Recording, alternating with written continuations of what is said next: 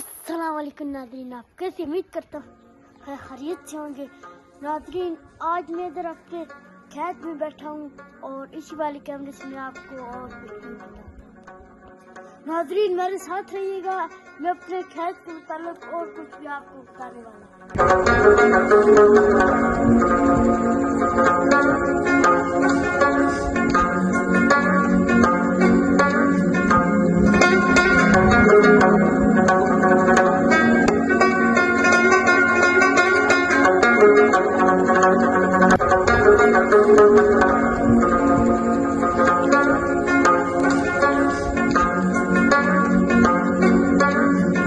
मेरा नाम है आकिब और मैं आज अपने थूम वाले खेत में बैठा हूँ। आपने हमारे साथ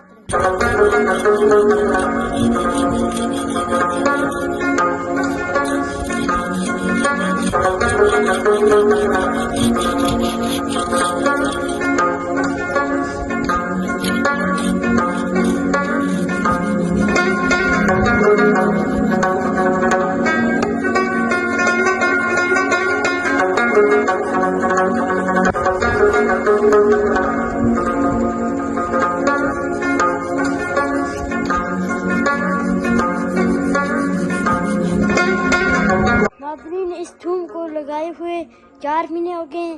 अभी 2 महीने और रह गए, फिर हम इसको निकाल लेंगे। फिर 2 साल हमारा सुकून से गुजर जाएगा, हमारा बहुत सारा थूम हो जाएगा। फिर नाज़रीन, ये हमने खेत के कोने में गुलाब का फूल भी लगाया हुआ है, ये आप देख सकते हैं।